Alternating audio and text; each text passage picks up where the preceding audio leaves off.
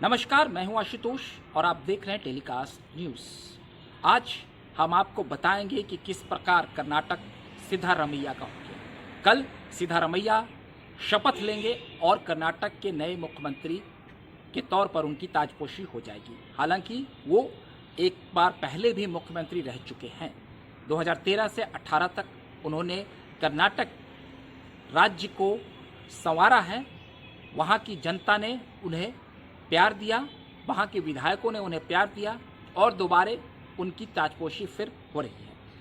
बहरहाल इस पूरे प्रकरण में जो सबसे ज़्यादा मामला उछला वो ये है कि मौजूदा दौर में कर्नाटक के जो प्रदेश अध्यक्ष हैं DK शिव कुमार, उनको लेकर काफ़ी चिंता की स्थिति बनी हुई थी कांग्रेस के भीतर। DK शिव कुमार को मनाने में काफ़ी वक्त लगा कांग्रेस को, इसलिए 2 दिनों के बाद यह फैसला हो पाया कि कर्नाटक के नए मुख्यमंत्री के तौर पर कौन है। दरअसल DK शिव कुमार ये उम्मीद लगाए बैठे थे, आस लगाए बैठे हुए थे कि वो कर्नाटक के नए मुख्यमंत्री बनेंगे, लेकिन ऐसा नहीं हुआ। मौजूदा दौर में सिद्धारमैया ने बाजी मार ली। सिद्धारमैया पहले भी मुख्यमंत्री रह चुके हैं, जैसा कि मैंने आपको पहले बताया। तो दोबारा एक बार फिर कांग्रेस आलाकमान ने, शीर्ष नेतृत्व ने और वहाँ के प्रदेश के नेताओं ने भी इन पर भरोसा जताया। वो कैसे, मैं आपको पूरा बात जो है संक्षेप में समझाता हूँ। इस पूरे प्रकरण में क्या क्या हुआ। दरअसल जब कर्नाटक में प्रचंड जीत हुई कांग्रेस ने 135 सीटों पर फतह हासिल की, तो उसके बाद अब यह मंथन शुरू हो गया कि कर्नाटक में मुख्यमंत्री कौन होगा। तो ये 2 नाम थे, इन दोनों की टकराहट जग जाहिर है। सिद्धारमैया भी कांग्रेस के कद्दावर नेता हैं राज्य में, और DK शिव कुमार भी मौजूदा दौर में प्रदेश अध्यक्ष हैं और उनकी भी काफ़ी लोकप्रियता है। कुरुआ समाज से आते हैं सिद्धारमैया, तो वहीं DK शिव कुमार बोकालिंगा समुदाय से आते हैं। कर्नाटक में अगर हम बात करें तो लिंगायत समुदाय सबसे ज़्यादा हैं, वो 14%, तो वहीं बोकालिंगा 11% है और करुआ समाज जो है वहाँ 7% के आसपास है। तो एक प्रकार से अगर देखा जाए तो लिंगायत समुदाय के जो सबसे बड़े नेता हैं वो येदियुरप्पा हैं और वो भाजपा के साथ हैं। और कांग्रेस में बात करें तो DK शिव कुमार बोकालिंगा समुदाय से हैं जो कांग्रेस के साथ हैं, और करुआ समाज से आते हैं सिद्धारमैया। तो इन 2 नेताओं की ताजपोशी जब हो रही है, बतौर मुख्यमंत्री सिद्धारमैया की हो रही है और बतौर deputy CM DK Shivakumar की ताजपोशी हो रही है, तो आगामी लोकसभा में भी जातीय समीकरण के आधार पर वोटों को साधने की कवायद होगी। क्योंकि मौजूदा दौर में कर्नाटक में भले ही पिछले विधानसभा चुनाव में भी बीजेपी की हार हुई थी, मगर लोकसभा चुनाव में बीजेपी ने बाजी मारी थी। और कर्नाटक लोकसभा चुनाव में कांग्रेस के पास केवल 1 सीटें हैं।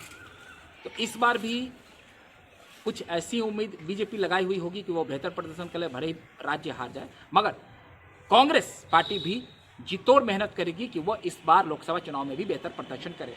पिछली बार 2018 में बीजेपी की कर्नाटक में हार हुई थी विधानसभा चुनाव में, लेकिन 19 में जब वहाँ का सियासी गणित कुछ बदला तो बीजेपी ने कई विधायकों को अपने पाले में किया और उनकी सरकार फिर बन गई थी। बहरहाल DK शिव कुमार कैसे पिछड़ गए ये आप जानिए कि जब कांग्रेस ने अपने ऑब्जर्वर को कर्नाटक भेजा इस जीत के बाद कि आप जाइए वहाँ के स्थानीय विधायकों से बात करिए और विधायक दल का नेता किसे चुना जाए इस पर मंथन कीजिए। कांग्रेस की पुरानी रणनीति रही है कि वो कई राज्यों में अपने चेहरे को पहले आगे नहीं करती है और वहाँ विधायकों से बात कर उनसे समन्वय बिठाकर फिर विधायक दल का नेता चुना जाता है। तो ऑब्जर्वर्स ने बैठक की और इस बैठक में एक गुप्त मतदान भी किया गया, जिसमें सिद्धारमैया को ज़्यादा विधायकों का समर्थन मिला। लगभग 80 के आसपास विधायकों का समर्थन उनके साथ था और 40 से ऊपर विधायकों का समर्थन DK शिव कुमार के साथ था। तो वहीं कुछ विधायक ऐसे भी थे जो कह रहे थे कि आलाकमान का जो फैसला होगा हम उसे मानेंगे। तो यहाँ DK शिव कुमार पिछड़ गए। उसके बाद मल्लिकार्जुन खड़गे से बातचीत का दौर चला। DK शिव कुमार मानने को तैयार नहीं थे, वो अपनी मांग रख रहे थे कि नहीं, मुख्यमंत्री की कुर्सी से नीचे वो मानने के लिए तैयार नहीं थे, तो उनको मनाने की पूरी कोशिश की जा रही थी। यहाँ तक कि उन्हें मनाने के लिए सोनिया गांधी को भी हस्तक्षेप करना पड़ा, उनसे बात करना पड़ा, तब जाकर वह माने। सिद्धारमैया भी कांग्रेस के काफ़ी चहेते हैं शीर्ष नेतृत्व के, तो वहीं डीके शिव कुमार भी शीर्ष नेतृत्व के काफ़ी कहते हैं और कई मौक़ों पर वो कांग्रेस के संकट मोचक के तौर पर भी भूमिका निभा चुके हैं।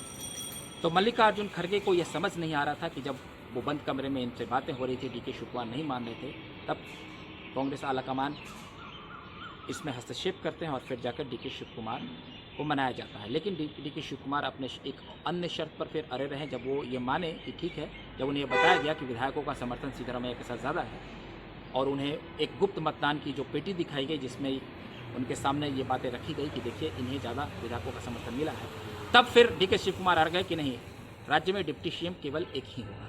तो कांग्रेस ने भी उनकी बात मानी और वो डिप्टी सीएम एक रहे और कांग्रेस के महासचिव वेणुगोपाल ने आकर मीडिया के सामने बताया कि कांग्रेस के नए सीएम कौन होंगे और डिप्टी सीएम कौन होंगे।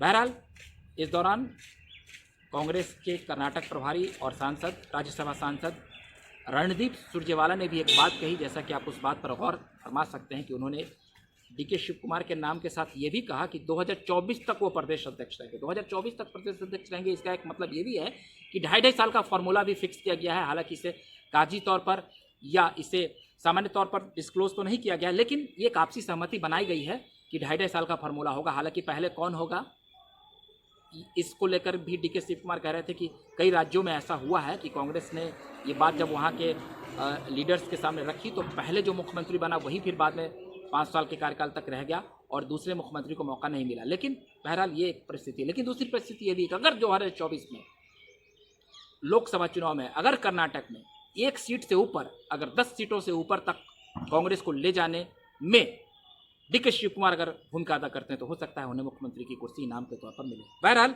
ये एक राजनीति है और राजनीति में संघर्ष तो चलता है। अगर आपको हमारा ये वीडियो अच्छा लगा हो तो कृपया कर आप हमारे इस वीडियो को लाइक, सब्सक्राइब और शेयर कर दें। अगली बार हम फिर नए वीडियो के साथ हाजिर रहेंगे, तब तक के लिए आप हमें इजाजत दीजिए। बहुत बहुत धन्यवाद।